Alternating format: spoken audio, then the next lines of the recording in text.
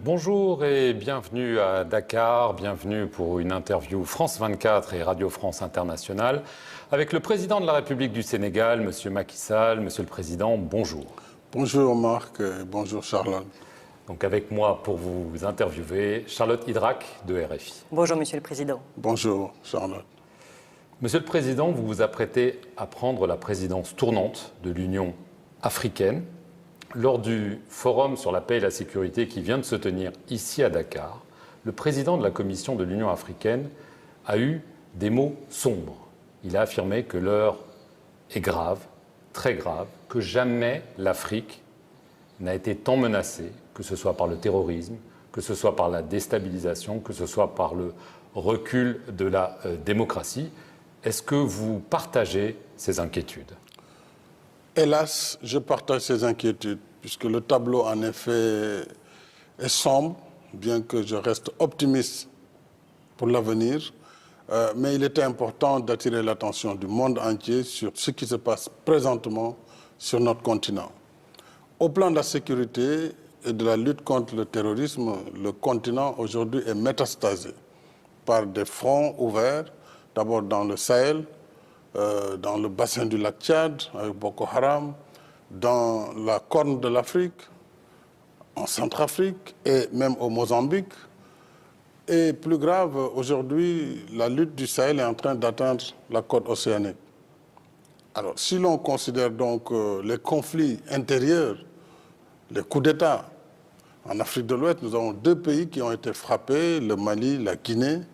En plus, ce qui se passe au Soudan, la crise qui est venue, la crise en Éthiopie, on voit qu'il y a un tableau quand même assez préoccupant. Monsieur le Président, vous l'évoquiez, la menace djihadiste est aux portes du Sénégal. Est-ce que vous craignez que votre pays soit la prochaine cible? Vous savez, mon pays, comme tous les autres pays, sont des cibles. Peut-être qu'ils n'ont pas encore opéré sur notre territoire. Jusqu'à quand, je ne le sais pas. Mais ce qui est certain, c'est que ce projet de terrorisme est un projet qui veut s'attaquer au monde libre, à la démocratie, à la liberté. Tant qu'ils pourront avoir de l'influence, ils essaieront. Ils sont plus loin à notre frontière, mais nous sommes préparés à faire face, quoique que cela puisse nous coûter. Mais concrètement, est-ce qu'il y a eu des tentatives d'infiltration à la frontière avec le Mali, voire des tentatives d'attentats déjoués sur le sol sénégalais? Non, des attentats, non, je ne dirais pas. Il y a parfois de fausses alertes, mais il est clair qu'aucun pays ne peut être à l'abri. On le voit, les plus grandes puissances sont frappées tous les jours. Donc moi, je ne peux pas avoir la prétention de dire que mon pays ne sera pas frappé, mais ce qui est sûr, c'est que nous saurons être résilients pour défendre notre territoire national. Ça, j'en fais un point d'honneur, et nos forces de défense et de sécurité, comme leur devise leur indique, on nous tue, mais on ne nous déshonore pas. Et c'est une obligation fondamentale pour le Sénégal de défendre son territoire, quoi que ça puisse coûter. Cela dit, nous devons être solidaires de ce qui se passe autour de nous, et parce que ce qui se passe autour de nous nous impacte. Aujourd'hui, nous avons ici la libre circulation des personnes et des biens. On n'a même pas besoin de passeport pour passer d'un pays à un autre dans l'espace CEDEAO. Donc il est facile. Les populations sont les mêmes, dans les frontières, c'est les mêmes familles. Donc vous voyez, c'est très difficile de pouvoir assurer une fermeture étanche, c'est pas possible. Mais nous continuons à nous battre pour que la sécurité, la paix soient garanties, mais aussi le développement, puisqu'il faut assurer le développement dans les régions éloignées, apporter des besoins et des biens pour les populations, que ce soit la santé, l'éducation, vraiment les commodités usuelles pour pouvoir les mettre à l'abri de la tentation du terrorisme. Alors, évidemment, le cœur du terrorisme, ça reste le Sahel, le Niger, le Burkina Faso, mais avant tout le Mali. Il y a un élément nouveau qui semble arriver au Mali, c'est la société de sécurité russe Wagner. Pour Paris, c'est inacceptable. Pour votre homologue ivoirien Alassane Ouattara, ce serait un suicide. Est-ce que si cette société Wagner s'implante au Mali, c'est une ligne rouge pour vous? J'éviterai toujours de rentrer dans des positions comme celle-ci. Il est clair que nous sommes des États. La sécurité se défend au niveau des États, ça c'est un principe. C'est un principe sur lequel je resterai ancré. Nous avons interrogé les autorités maliennes au sein de la CEDEAO. Nous avons posé les questions précisément sur ces rumeurs qui circulaient à propos d'une société privée de sécurité Wagner. Les autorités maliennes nous ont répondu qu'il n'y avait rien, en tout cas au moment où elles nous parlaient. Vous les croyez? Non, les croire ou ne pas les croire, c'est autre chose. Mais je dis, officiellement, nous les avons interpellés au plus haut niveau dans un sommet de chefs d'État. Nous avons interpellé à travers le médiateur de la CEDEAO. Ils ont dit qu'ils ne sont pas en négociation, il n'y a pas d'accord en tout cas. Mais il est clair que l'apparition d'une société privée va compliquer la situation du Mali, ça c'est clair. Maintenant, il appartient aux autorités de tenir compte des risques qui vont découler d'un tel choix. C'est quoi les risques? C'est clair. C'est quoi le risque, c'est de voir partir les forces françaises déjà, et les forces européennes, c'est de voir aussi peut-être d'autres mesures prises, ce qui va entraîner nécessairement une dégradation très grave de la situation dans le Sahel. Alors, est-ce que... clair. Donc ça, oui, mais si les autorités maliennes veulent signer avec Wagner ou un autre, tout ce que nous pourrons constater, c'est de constater qu'il y a eu une décision très grave qui a été prise et d'envisager dans cette hypothèse-là quelles mesures prendre. Alors, nous pouvons anticiper, discuter avec elles. Et notre volonté d'ailleurs, ce n'est pas tant de sanctionner le Mali ou la Guinée. Notre volonté, c'est de les aider. Parce qu'au moment où je vous parle, nous avons tous des soldats dans le terrain. Est-ce que vous êtes prêts à les retirer? Si Wagner arrive, les soldats sénégalais au sein de la MINUSMA, vous les ramenez à la maison? Non, pas du tout. Ce n'est pas la même chose. Nous sommes partis dans le cadre des Nations Unies. Donc ça n'a rien à voir avec ce débat. Dans le cadre des Nations Unies, si le débat se pose à l'ONU, nous aurons notre position. En ce moment, nous la ferons valoir aux Nations Unies. Parce que ce n'est pas l'État du Sénégal qui est allé au Mali directement. Nous l'avions fait au tout début parce que là, c'était la solidarité africaine qui était engagée. Comme la France l'avait fait avec Serval, nous étions partis dans le cadre de la MISMA, avant même l'arrivée de l'ONU. Mais là, nous nous sommes engagés à travers les Nations Unies. Donc, c'est une mission multinationale des Nations Unies. En ce moment, si le débat se posera, le Sénégal, comme tous les autres pays, pourront avoir des positions sur ça. Sur le plan politique, Monsieur le Président, les autorités maliennes de transition ont déjà indiqué que les élections de février seraient reportées, malgré les avertissements de la CEDEAO qui tient un nouveau sommet là ce dimanche. Demandez-vous des sanctions supplémentaires? Nous ne pouvons pas accepter que dans cette partie de l'Afrique, que des militaires prennent le pouvoir par les armes. Ça, ce n'est pas acceptable. Nous sommes en démocratie. Le pouvoir se conquiert par les élections. Les pays peuvent avoir des crises, mais on ne peut pas faire l'apologie des coups d'État. Et ce n'est pas une solution. Maintenant, c'est arrivé, on a essayé d'accompagner. Mais ces coups d'État ces transitions doivent avoir un terme. Et on doit revenir à une situation normale et des autorités élues dans des élections libres et transparentes doivent prendre le relais. Est-ce que pour vous, les coups d'État plutôt au Mali, c'est exactement la même chose que ce qui s'est passé en Guinée, donc il faut même motif, même punition, ou est-ce que c'est différent quand même? Non, vous savez, un coup d'État, c'est un coup d'État. Les circonstances peuvent différer. Les situations qui ont conduit au coup d'État peuvent être différentes, mais pour nous, et pour moi, en tout cas, c'est le même résultat. Est-ce que vous avez des nouvelles d'Alpha Condé, le président renversé en Guinée? Non, je n'ai pas de nouvelles, puisque je sais ce que tout le monde sait, qu'il a été maintenant emmené dans sa résidence, dans la résidence de son épouse. Je n'en ai pas plus d'informations là-dessus. J'avais moi-même, comme tous les autres collègues, quand même appelé les autorités guinéennes pour demander qu'il soit libéré, parce que quand même, une chose a été de faire le coup d'État, il a perdu le pouvoir, mais il doit pouvoir être libre de ses mouvements, libre de son action. Je pense qu'on doit quand même libérer le président Alpha Condé, c'est le minimum qu'on puisse exiger de la transition guinéenne. Alors, Monsieur le Président, ici au Sénégal, le débat sur les mandats présidentiels agite aussi la classe politique. Certains estiment que vous n'avez pas le droit de vous présenter à nouveau lors des prochaines élections prévues en 2024. Une question toute simple, est-ce que vous, de votre point de vue, vous auriez le droit de vous présenter à nouveau? Ce débat, je le traiterai à temps voulu et les Sénégalais seront édifiés. Ce qui est sûr, c'est que je ne poserai jamais un acte qui soit antidémocratique ou anticonstitutionnelle, puisque je suis profondément démocrate. Maintenant, je décide moi de parler quand le moment sera venu, pas maintenant. Alors, à la question sur votre candidature en 2024, il y a presque oui, 2 ans, vous aviez dit ni oui ni non.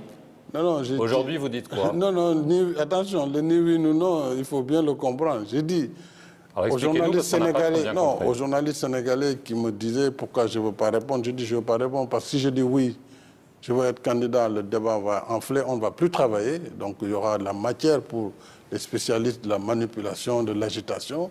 Si je dis non, dans mon propre camp, vous savez, les gens ne travailleront plus non plus, tout le monde sera dans une dynamique tout de suite de se préparer pour l'élection. Or, moi j'ai un mandat à exercer. Le peuple m'a confié un mandat, je dois travailler pour le Sénégal. Donc je ne peux pas à 3 ans, 4 ans de l'échéance satisfaire simplement la curiosité de ceux qui n'ont de centre d'intérêt que l'élection. Ils attendront le moment que j'ai choisi ou le moment, en tout cas, pendant lequel ce débat va être inévitable. Aujourd'hui, c'est plutôt oui ou plutôt non? Non, aujourd'hui, il n'y a pas de réponse. Aujourd'hui, c'est le travail. La réponse, c'est quand? Quand je le déciderai avec l'aide de Dieu. Monsieur le Président, vous souhaitez rétablir le poste de Premier ministre que vous aviez supprimé en 2019. Est-ce que cette décision, finalement, était une erreur à l'époque? Ce n'était pas une erreur, je ne le pense pas. Moi, j'avais voulu, en 2019, après 7 ans d'exercice de la fonction présidentielle, tester la gouvernance directe. Aujourd'hui, avec le recul et avec mes charges qui vont arriver, et ce mandat de l'Union africaine, je compte le prendre à bras le corps. Il va beaucoup me prendre du temps. On a vu toutes ces crises qui ont été annoncées. Je ne peux pas en même temps m'occuper du Sénégal au quotidien. Or, le Sénégal, on doit s'en occuper au quotidien. Donc, un Premier ministre, dans ces conditions, me paraît être tout à fait rationnel. Et c'est pourquoi j'ai proposé ce retour du poste. Du reste, ce n'est pas la première fois que le poste a été supprimé, ramené. Donc, on est toujours dans la logique républicaine et dans l'expérimentation de la démocratie et du modèle qui peut nous convenir le plus possible. Et à quel moment sera-t-il nommé ce Premier ministre? Dès que la loi est votée, elle sera votée, je pense, à la fin, d'ici le 12 ou le 15, m'a-t-on dit. Donc avant les locales? Non, ça c'est le vote. Maintenant, il y a la période, voilà, la période de promulgation, il faut voir les délais, etc. Et après ça, non, il sera nommé après les locales. Ça n'a pas de sens de nommer à 1 mois de local un Premier ministre. Est-ce que vous l'avez déjà choisi? Certainement dans la tête. Mais vous savez, tant que le décret n'est pas signé, rien n'est fait. Ça, c'est d'expérience que je le dis. Tant que le président n'a pas apposé ses signatures, considérez qu'il n'a pas encore de Premier ministre. Après votre réélection en 2019, vous aviez fait des gestes vers l'opposition. Il y a toujours le cas de Khalifa Sall et de Karim Wade et de leur amnistie. On en avait parlé à l'époque. Est-ce qu'une amnistie de ces 2 personnalités est toujours sur la table ou en négociation? Vous savez, Marc, j'ai toujours choisi de ne pas personnaliser les débats. Mais bon, à l'époque, on a parlé de ces sujets. C'est des sujets qui ont été traités. Le débat se pose au Sénégal aussi. Est-ce que c'est une amnistie, une sorte de réhabilitation? Je ne sais pas trop. Moi, je ne suis pas opposé dans le cadre d'un dialogue qu'on trouve des solutions, mais qui respectent le droit, qui respectent la loi. Vous y seriez favorable? Oui, je l'ai déjà dit au cadre unitaire de l'islam au Sénégal, qui intervient beaucoup pour pacifier le milieu politique. Non, je ne suis pas opposé à l'esprit, mais il faut trouver la bonne formule. Monsieur le Président, les émeutes du mois de mars avaient secoué le Sénégal, émeutes meurtrières. Juste après, le gouvernement avait promis une commission d'enquête indépendante sur ces violences. Où est-ce qu'on en est 9 mois plus tard? Ces émeutes, malheureusement, ont entraîné 14 décès de jeunes gens. Il y a un dossier pendant devant la justice et ce dossier sera traité. Mais est-ce qu'une commission d'enquête reste d'actualité, comme cela avait été annoncé par le ministre des Forces armées? La commission d'enquête, dès lors que nous avons engagé une procédure judiciaire interne, avec des enquêtes internes, elle attendra que l'enquête nationale se fasse et que ces conclusions soient connues. Donc là-dessus, c'est à la justice de trancher. Moi, je n'ai plus rien à dire sur ça. Ce que je peux vous dire par contre, ce qui s'est passé en mars ne se passera plus dans ce pays. C'est-à-dire, on ne peut plus laisser les gens, sous quelque prétexte que ce soit, mettre à feu et à sang les biens publics comme privés, comme ça, de façon volontaire. Monsieur le Président, rapidement, on va en revenir encore une fois à la pandémie. Ouais. Omicron est dorénavant au Sénégal, comme dans bien d'autres Oui, pays. bien sûr, il y a beaucoup de pays. Est-ce que de nouvelles restrictions sont envisagées? Non, à ce stade, non. Par contre, j'ai déjà instruit le ministre de la Santé et de l'Action sociale sur la nécessité pour notre comité national de gestion des épidémies de remettre un peu le dispositif, de resserrer le dispositif aux frontières. Concrètement, les tests PCR sont exigés pour tous ceux-là qui n'ont pas le certificat de vaccination ou le pass sanitaire. Et d'ailleurs, c'est au retour, lorsque des personnes quittaient le Sénégal, qu'on a pu aussi séquencer la présence de ce virus chez nous. Donc ça veut dire que c'était des personnes qui sont rentrées. Parce qu'au moment de sortir aussi, si on n'a pas le vaccin, on doit faire le PCR. Donc toutes ces dispositions à nos frontières terrestres, aériennes et maritimes vont être renforcées. Nous allons aussi appeler nos populations à continuer à se faire vacciner, puisque le vaccin est le seul traitement aujourd'hui, le seul palliatif, en tout cas, qui peut prémunir la personne de situations graves par rapport à ce variant ou à d'autres qui vont venir, puisque les variants, malheureusement, vont continuer à se manifester. Donc, il faut davantage vacciner les populations, il faut respecter les gestes barrières, la distanciation, les masques, etc. Je pense que nous devons apprendre à vivre en présence de ce virus, puisqu'on ne sait pas quand est-ce qu'il va quitter et on ne peut pas arrêter la marche du monde. Nos économies ont été éprouvées. Donc, il nous faut nous adapter dans la riposte sanitaire, mais je ne suis pas d'avis qu'il faille fermer les frontières ou qu'il faille, voilà, pour le moment, refaire des états d'urgence. Pour le moment, ça ne se justifie pas. Merci, Monsieur le Président. C'est moi. Et merci à vous de nous avoir suivis pour cet entretien sur les antennes de France 24 et RFI.